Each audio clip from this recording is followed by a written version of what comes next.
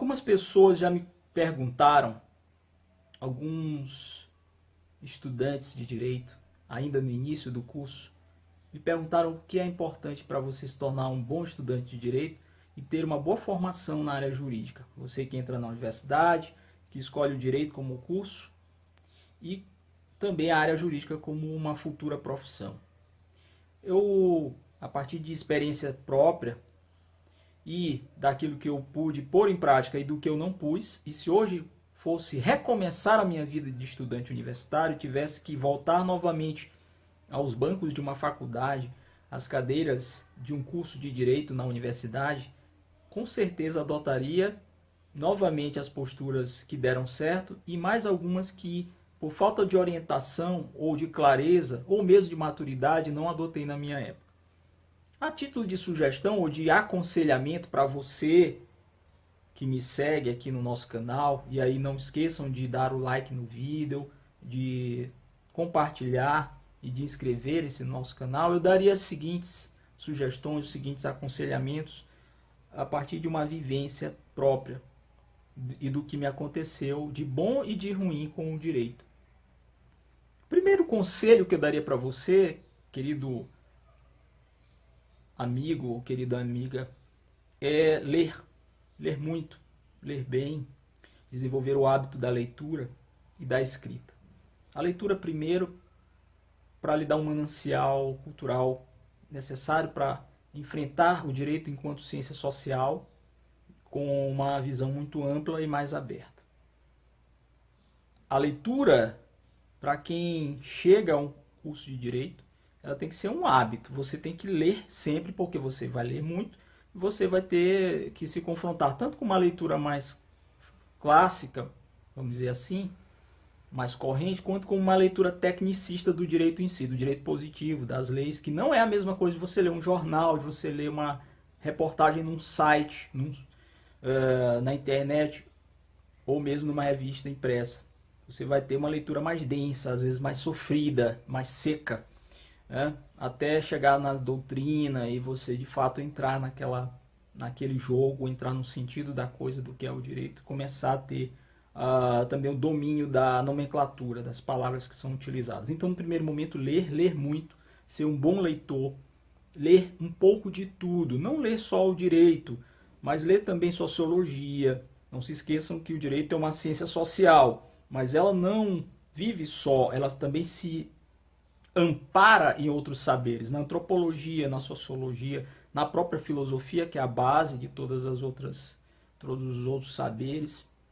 Então é importante que você conheça um pouco de cultura, você tenha uma formação mais sólida. Se você conseguiu no ensino médio ser um bom aluno, ou ter desenvolvido o hábito da leitura e dar sequência a esse hábito, desde a literatura clássica, universal, brasileira, até a história, biografias, enfim. Quando você lê, isso já te dá um diferencial e você sai na frente. No curso de Direito é importantíssimo você ser um bom leitor e mais, compreender aquilo que você lê, ler com capacidade crítica. Segundo lugar, você tem que escrever. E para isso você tem que ler, né? Por isso a importância da leitura. Se você lê bem, você fala bem, você escreve bem. Escrever, segundo aconselhamento, você tem que escrever bem. O operador do direito, o advogado, o promotor, o juiz, o procurador, ele tem que fazer o uso da palavra oral, da palavra verbalizada. Então ele tem que ser um bom orador, ele tem que ter um domínio bom da fala, da oratória. Quanto melhor falar, de forma mais correta, escorreita, de forma clara, objetiva, não precisa muitos floreios, basta que você seja compreensível, melhor. E você tem que escrever bem, porque você vai ser lido por outros operadores do direito que deve se levar em conta que tenham uma boa formação, muitos deles uma ótima formação, uma formação técnica, alguns uma formação humanística um pouco mais rica, e vão ler seus textos, suas petições, seus pareceres, suas peças. E não pega muito bem você escrever fora das normas gramaticais, não ter clareza, ser redundante, enfim, cometer erros crassos e isso cair na mão de um juiz, de um magistrado, de um promotor, de um defensor público, você vai ser execrado, no mínimo, ou então vão lhe ver com maus olhos. Então, isso começa a ser formatado quando aluno. Você tem que começar a tomar essa consciência logo no primeiro período. Não espere vá bater essa luz lá no final, porque às vezes é muito tarde, ou então já fica muito em cima da hora. Tenha logo consciência de iniciar bem o seu curso, não deixar para estourar lá no final, não. Comece bem, vá bem logo desde o início. Tente centrar o seu foco nas primeiras disciplinas logo e entendê-las. A base no direito é muito importante.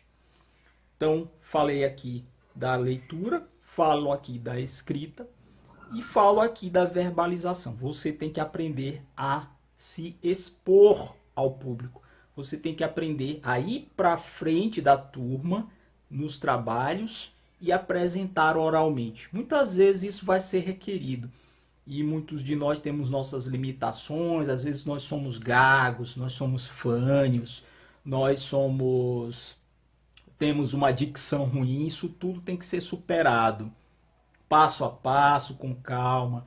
Se você precisar de um fonoaudiólogo ou alguém que lhe oriente, mas é importante que você consiga expressar-se verbalmente, expressar-se oralmente, ter uma boa oratória. Se você conseguir um curso de oratória, ainda quando estudante, faça.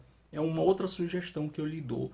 Você vai quebrar esse medo de estar em público, o medo de falar para uma turma, para um grupo de pessoas. E isso faz muita diferença na sua vida profissional. Vai fazer demais.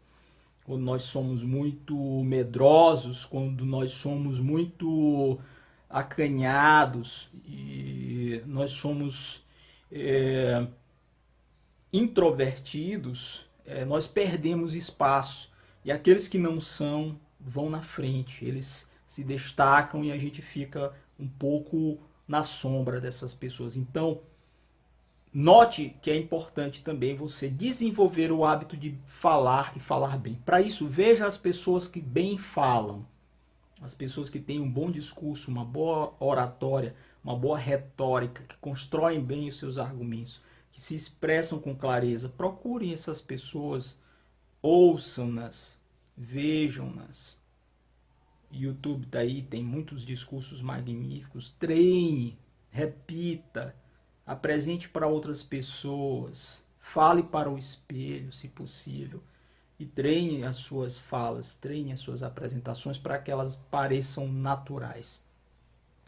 Um outro aconselhamento que eu daria, depois desses três, escrever, ler e falar, é ter um início de uma biblioteca. Comece a comprar seus livros. Mesmo que você não tenha uma grande biblioteca, a maioria das vezes os advogados ou quem é da área jurídica obrigatoriamente tem que ter uma boa biblioteca, pelo menos uma biblioteca básica, porque você vai ter que ler, você vai ter que estudar, você pode fazer uso de videoaulas, você pode fazer uso de apostilas, você pode fazer uso de materiais gratuitos que estão na rede, mas não deixe de ter seus livros. Primeiro, os códigos, as leis, né? E aos poucos você vai lendo. No início você vai achar aquilo tudo muito chato, ainda mais para quem não ainda está muito habituado a como é o mundo jurídico. Mas depois você vai começar a ler com mais clareza. A linguagem jurídica é mais técnica, portanto ela é mais objetiva, ela é mais formal, muito formal. Mas ela é compreensível na medida que você vai dominando os conceitos, as definições, os institutos, que você vai saber o que é quando começar a estudar. Então tenha uma boa biblioteca básica. Compre seu livro de introdução ao estudo do direito, de teoria geral do direito, de sociologia jurídica, um livro de introdução à história do direito, um livro de filosofia do direito, que você vai ver às vezes lá no final do curso, mas é bom já ter um bom livro de introdução à filosofia também, porque vai te dar um diferencial. Você tem um conhecimento que extrapola o conhecimento jurídico. Se você ficar só no conhecimento jurídico não basta. Na verdade, os grandes humanistas, os grandes juristas são aqueles que sabem para além do direito. Eles conhecem muito do direito, eles são às vezes especialistas em uma área que eles dominam com profundidade, eles se dedicam a ler mais sobre aquilo, mas tem uma visão ampla porque leram muitas outras coisas, não ficaram só no jurídico, ok? Essa é outra dica que eu dou para vocês. Então, além disso, na hora de estudar, vocês hoje dispõem de um manancial de métodos, de técnicas, de procedimentos que podem lhe dar a compreensão dos temas e das aulas que os professores vão lecionar para vocês, vão ministrar. Às vezes um professor de uma matéria, ele não consegue ter a capacidade de explicar muito bem aqueles conteúdos. E você sai da sala de aula com dúvida, mesmo depois de ter perguntado para ele: professor, o que foi isso que você falou? O que significa tal termo? Então, procure, depois da aula, não deixe passar muito tempo, procure aquilo, primeiro, num livro, se você tiver, vai lá, procure o tema, veja o que é e busque aquelas definições, busque exemplos, né? Sempre é bom aprender com exemplos. Segundo, se não encontrar ou não tiver o livro, procure na internet vídeos de aulas sobre o mesmo tema, dado por professores consagrados, por pessoas que são reconhecidas em sua área pelo domínio que tem daquela matéria. E aí, muitas vezes, aquela explicação que lhe faltou na sala de aula, você terá por outros professores que vão lhe clarear e vão fazer com que você, de fato, aprenda aquilo ali. Então, isso daí é uma outra ferramenta, isso é uma outra saída que você, que é estudante de Direito, que está começando seu curso ou que já está em andamento, tem à sua disposição. Que décadas atrás, os alunos não tinham. Tinha que ser tudo sair de casa, ir para a biblioteca, procurar livro. E hoje em dia, há um manancial de coisas à mão, que se o aluno souber usar, ele vai fazer a diferença. Então é isso. Outra sugestão, outro aconselhamento que eu dou para quem está começando a estudar direito é: o direito constitucional é a base de todo o direito. Do direito constitucional é que vão nascer todas as outras folhas e galhos dessa árvore chamada direito. Se fizermos essa metáfora de uma árvore, o direito constitucional é a raiz, é o tronco, né? É o caule, e o resto vai sair dele. E, portanto, tente estudar direito constitucional com afinco e compreender o direito constitucional logo desde o início. Ele vai te dar clareza suficiente para entender como funcionam todos os demais ramos do direito. E ele é o parâmetro fundamental para todas as outras leis, para todas as outras áreas dos sistemas jurídicos ou dos microsistemas que estarão atrelados a eles, porque terão que seguir o que está na norma fundamental, que é a Constituição. Então, estude direito constitucional a sério. Outro aconselhamento que eu dou para quem está começando seus estudos em direito é: não se esqueça dos direitos processuais. O direito processual vai fazer total diferença no seu futuro enquanto operador do direito, enquanto aplicador do direito, enquanto profissional da área jurídica. Se você aprender, meu amigo e minha amiga, estudante hoje, no futuro advogados, juízes, promotores, defensores, procuradores, se você aprender direito processual penal e direito processual civil, além do nosso já falado direito constitucional e outros que virão, obviamente, civil e administrativo, mas se você tiver o entendimento, a clareza, se você conseguir absorver 70%, 60%, 80% do conteúdo do direito processual civil, compreender como funciona o processo civil e como funciona o processo penal, você tem meio mundo nas mãos.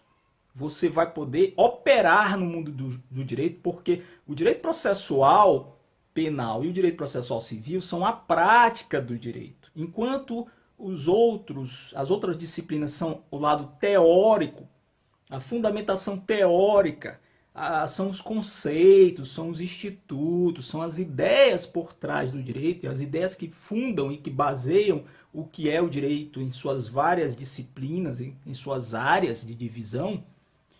O direito processual penal e o direito processual civil são os procedimentos que você vai adotar durante a sua vida profissional, durante a sua prática jurídica, para alcançar os objetivos almejados.